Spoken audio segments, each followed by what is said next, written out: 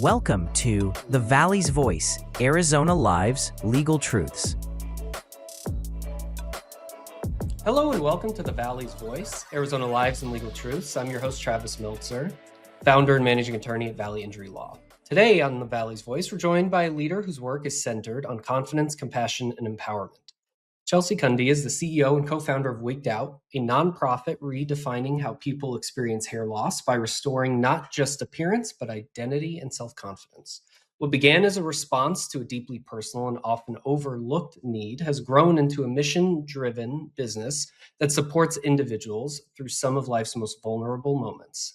Today, we're talking to Chelse about entrepreneurship, breaking stigma, and what it truly means to build a company that leads with empathy. Chelse, thank you so much for coming today. Thank you for having me. I'm excited to be here. No, of course. Well, hopefully, those expectations are met. So we'll get right into it, Chelse. So you founded Wigged Out. It's an incredible organization. Tell me, how did Wigged Out come to life? So in 2011, I was diagnosed with Hodgkin's lymphoma, which is a blood cancer. And it was obviously a devastating diagnosis, but the timing of it felt incredibly, even more devastating, to be honest. It was about 3 months before I was going to get married. And, I knew I was going to have to do chemo and that I was going to lose my hair. And I just was devastated by the whole process that I was going through, but I just did not want to walk down the aisle not looking like myself, already not feeling like myself. And I had tried to go to one wig boutique on my own and just had not the best experience. And so my really good girlfriends knew that. And they were looking for ways to help me through this process. And they said, let's help Chelse get the wig of her dreams and let's come together and have everybody, give towards this wig. And it was such a it wasn't a small thing. It was a very big thing, but it was such a small idea. And the more that we thought about it and talked about it and realized how devastating hair loss can be, how it just strips your identity away, your confidence away. And then there's the financial aspect of it. And so when myself and my 3 other really good girlfriends thought about it, we realized there wasn't an organization that was around to help people like this, who are going through something like this. And so instead of just helping one, we decided to try and help many. Right. And that's how Wigged Out got started. Yeah. No, it's an amazing story. And, you hear a lot of these stories when it comes to nonprofits that there's always the personal story behind it. There's the why. Yeah. But what makes Wigged Out so unique is one, it's niche, right? It's not Yeah. something I've ever seen. And clearly, not that I've been looking very long, but even when you were looking, it wasn't Yes. in existence. So Right. it's an incredible organization that really addresses a niche that's not talked about enough, candidly. Totally. So, Yes. yeah. So for listeners unfamiliar with Wigged Out, explain kind of, what you guys do and kind of what the process is for you. Sure. So we really wanted to help anybody with medically related hair loss, not just cancer. Cancer, a lot of our applicants who apply to get funding through us, a lot have cancer, but there's so many other things that impact hair loss, that are medically related. So alopecia is another big one, sometimes just medications after having certain surgeries. And so we really wanted to make this global and not just only help people who are battling cancer. And our idea around the whole thing was to bring back a sense of self for people, because the number one thing that my cancer treatment did, in a negative way for me, was just strip my self-confidence away and make me just not feel like myself for that chapter of my life. And I'm a pretty confident person, and knowing that it could do that to me, we knew that there was a true need here. And that's how Wigged Out started. So now we want to make this process so simple and so easy for our applicants. If they are going through medically related hair loss, we want them to apply to us, and we want our turnaround to be quick. I'm happy to say that we have never turned anybody down, and that our communication is really quick. We say 7 to 10 days, but it is much faster than that. And that is why Wigged Out stands out, because we have this understanding of all of the hardships that people are going through. They're dealing with insurance, they're dealing with their treatments, and we wanted Wigged Out to be a place that they come, they feel supported, and we can give them a sense of self back pretty quickly. So we help fund people to get wigs, hair pieces, hair accessories to make them feel a little bit more like themselves. Yeah.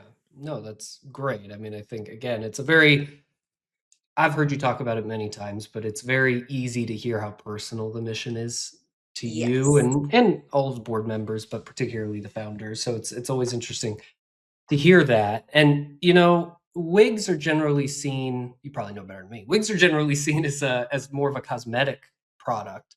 Right.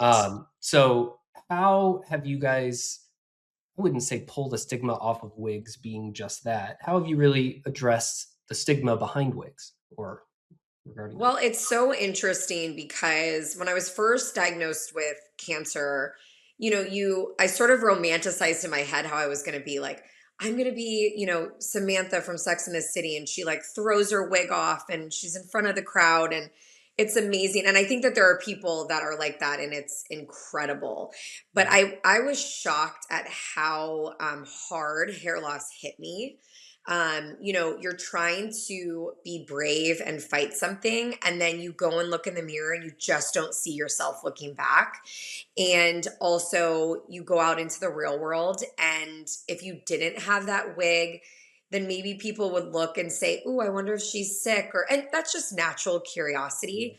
But I wanted to be able to be anonymous going to the grocery store and not feel that way. And so just going through that process, we realized how impactful having a wig that makes somebody feel normal, quote unquote, that maybe they can look in the mirror and smile, how huge of a positive impact that would have on somebody.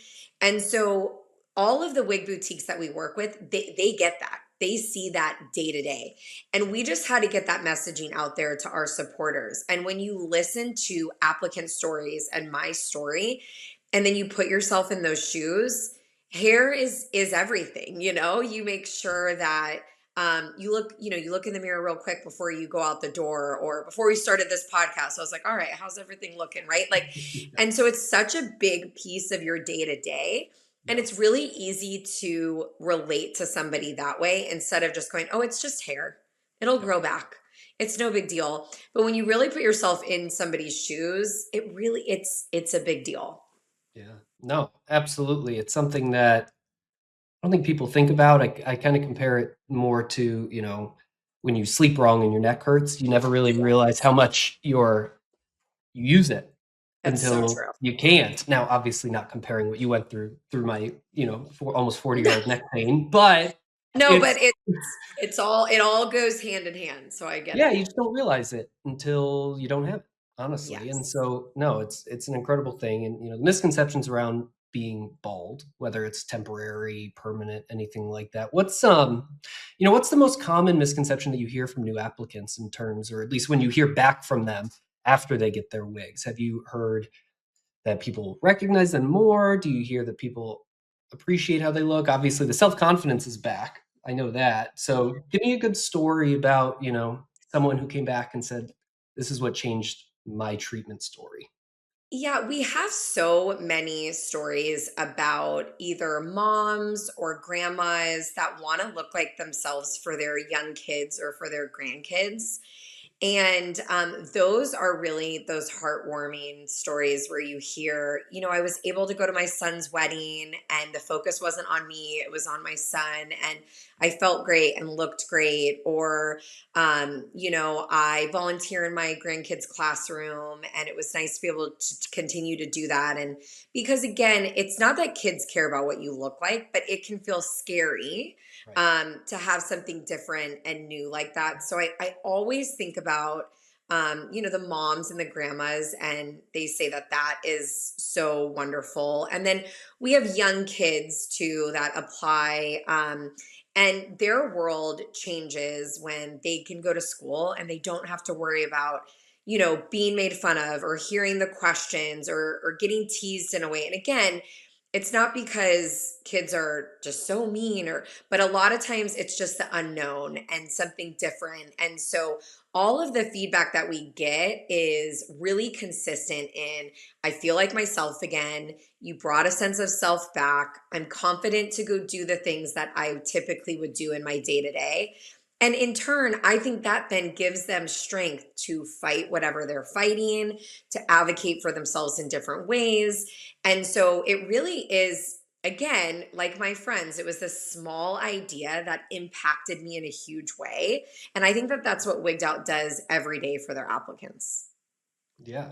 No, I couldn't have said it better. I mean, it's an interesting aspect that I don't think you've ever at least talked about in front of me or that I've heard before, where Yeah. you're right. I mean, I think when somebody's mind is strong, whether that's self-confidence, appreciation with life, or anything that might be, that's a huge difference when it comes to recovery. Yeah. When you see folks get down or depressed or, then there's no reason to fight kind of thing. So at the Absolutely. very least, no, I completely agree, and that's no, it's an incredible thing that you guys are doing. And so, kind of backing away from Wigged Out itself, let's talk Okay. about you Okay. as the founder, CEO, boss lady, whatever you want to be called today, mom. What was the biggest challenges that you are seeing and have seen, as Wigged Out has grown? Yeah, when we first got started, it was hard to get our name out there because the medical field is very protected in a lot of ways for good reason, right? You don't want to be getting chemo treatment and having a bunch of people trying to give you things and then sell things, not that we're selling anything. But it was hard at first to kind of get in places, to get our name out there to help people. Now we have we've established ourselves in the community. We're constantly trying to grow and put ourselves out there. So that's kind of one piece of this. We really want to work on this next year, growing our youth program a lot too. So we're kind of back in that seat of, okay, how do we get in the door there, and how do we get in the door here? So there's one aspect that's there. The second aspect is that we started this as, a part-time gig while doing other things. And I think that's always been a little bit of the push and pull, but our team is so passionate and the board is so passionate that I mean truly it's worth so much, but sometimes you're up against putting yourself out there in ways that feel scary. And we've had to do that time and time and again with Wigged Out. And I've had to push myself in areas and tell my story. And now I'm very used to telling it. But I think you're still met. This is still a business. And I still think you are met day to day by pushing yourself and taking leaps and getting the community involved. And all of those things can feel really scary, but Yeah, once you start to do them and you have success, it's like, okay, that was so worth it. right. But in the middle of it, sometimes having these new sort of ideas can feel scary. Yeah. No, absolutely. I think anytime you try something new, whether it's by business or anything, it's Yeah. naturally scary. And Yes. especially when you're doing it in a nonprofit sense, it Exactly. could only be even scarier. And speaking of scary, was there a moment where you had to take a leap of faith that really kind of resonates with you when it comes to either the creation of Wigged Out, the founding of Wigged Out, or the expansion of Wigged Yeah, I think there's been benchmarks over time. Um, and truly, I think even when we brought this idea to fruition to make it into a nonprofit, even then, I think there was many times that we were like, nope, can't do that. Nope, I don't even know how to do that. How do we go through all the, rules and the ins and outs? And we just want to give back to people. Like, let's throw in the towel. And so I think there's always been hurdles and benchmarks of really putting in the work and putting in the time and making this a business. But with that being said, especially the three founders that are still present in it, we are doers. We are alpha females, if that's what you want to call us, and we sort of don't take no for an answer a lot of times. Like, we know that there are many ways to reach a solution, and that we'll get there. And I think that our biggest hurdle was that it was the three of us for a long time trying to do it all. And I will admit, I'm not somebody that loves change, and so I drag my feet sometimes, where they're like, we need to add to the board, and I'm like, we're okay. And then, or we need to add to our team. No, we're okay. But then every time we do it, and we expand our support system, and we expand by just amazing people. I mean, our team is amazing, you included. Every time we do that, it feels like a little bit of a hurdle. And then again, it's like, that was so worth it. That was so worth the time. That was so worth the energy.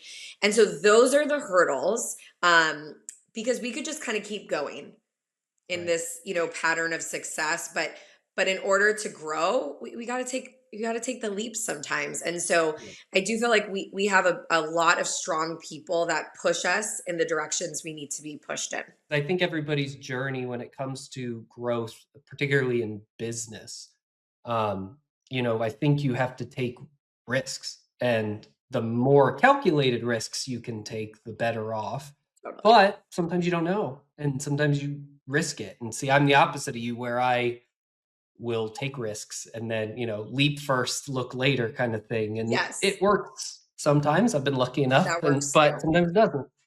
Yeah. Yes. And no, but I completely get it. And now that Wigged Out's in, dare I say it, growth mode, how do you plan on maintaining your deeply personal mission, not only personally to you, but the community and the Wigged Out as a whole, but also grow? I know as my business, as you grow, it's harder to stay personal with clients. It That's just right. is. So the hard question is, how do you think, or how do you plan on maintaining that deeply personal mission while Wigged Out grows? I think the most important thing to me is to always remember the why behind why we started this. And if we are going to go in a different avenue, whether it is with programming or fundraising or adding to our board or adding an employee, that always has to be the founding motivation for that. And we just want to make sure that we are always going back to the why and our mission. And we have had ideas that have come up, and we decide as a team, you know what, that's kind of veering away from what is important to Wigged Out. And we are unique. There are so many nonprofits around that do amazing things. And we always go back to, and I make sure that we always go back to, like, Wigged Out is unique. We started this. We feel like a family. We always say that we operate like a family business. And that's really important to Wigged Out, because we're all about maintaining people's confidence, making people feel really good about themselves. And so if our team doesn't feel that way, we're not going to be able to give back in that way. And we have a really incredible forward thinking executive director, and she is always like looking at, here's our strategic plan. Here's what the board wants. How do we get there?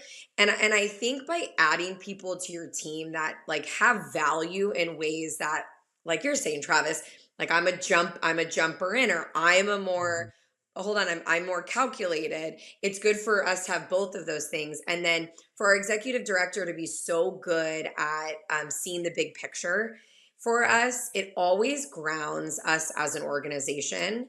And that I think we do really well. I really do. I think our strength is being really authentic to who Wigged Out is. Yeah. No, couldn't agree more. Obviously, I'm a Yes. little biased, but I couldn't agree more. No, you're absolutely right. I mean, I think Wigged Out as a whole really is forward thinking, and where I think it's very easy to sit and say, this is what we need to do today, or this is what we need to do in Yes. 6 months. You guys, we are much more thinking of next year already. I mean, we were just talking about the golf tournament next year. Exactly. So, yeah, no, it's exciting. And so, we're just about out of time, but let me ask one more question, and then I'd love to do a little quick fire round with you. I love it. Yeah, I usually don't send it. You got bonus treatment here. But so before we get to the quick fire round, so what excites you most about the future of Wigged Out? So let me think. The thing that I think excites me the most right now, and probably because it's in the forefront, is we really are trying to expand our youth programming. And I'm a marriage and family therapist, and now I do a lot of parent coaching. And so I love family systems and looking at that. And I would love to impact youth even more than we've done. So I think that is the most exciting piece. And then, of course, we've added to our board, and that's really exciting to grow the board. I spend a lot of time growing our board and dealing with the board. And so it's twofold. One is the programming expansion, but the other is just building and continuing to build a really solid board, which I love that piece of it too. Yeah, no, absolutely. I'm excited to see and bring awareness at a much younger age to Yeah, Wigged Out. me So, too. like I said, Chelsea, before I let you go, Okay. I'll do a quick fire round. Just a few questions. Tell me And I the just first one. answer like, okay, Yeah, perfect. yeah. Keep it appropriate. PG would be ideal, but I it's love it. okay. Um, so bold look or natural look? Natural Okay. Planning or intuition? planning. Yeah, I would have guessed that one. Coffee or tea? Coffee all day. Coffee all day. Okay. Yeah, same. Probably when we get out of this. One word applicants often use after meeting with or getting their wigs with Wigged Out's help. Grateful. And then one thing that always lifts your spirits. One thing that always, I think spending time with my family and friends. Perfect. No, Yeah. good answer. This was so fun. Thank you for including me. Chelsea, thank you so much for sharing your story and for the work you're doing to help people feel seen, supported, and confident during some of life's hardest moments. To our listeners, if today's conversation resonated with you, take a moment to learn more about Wigged Out and the impact they're making right here in our community in Arizona. Remember, if you've been in an accident, visit azvalleyinjurylaw.com or find us on Instagram at Valley Injury Law. You can find our guest, Chelsea, and all the amazing things her organization is doing on Instagram at Wigged Out Inc. And be sure to like, subscribe, and leave a review if you enjoyed today's episode. We appreciate you all joining us on The Valley's Voice. Amazing. Thank you so much, Chelsea. Thank you. That was great. I appreciate it. Thanks for watching. Be sure to hit that like and subscribe button and leave us a review in the comments.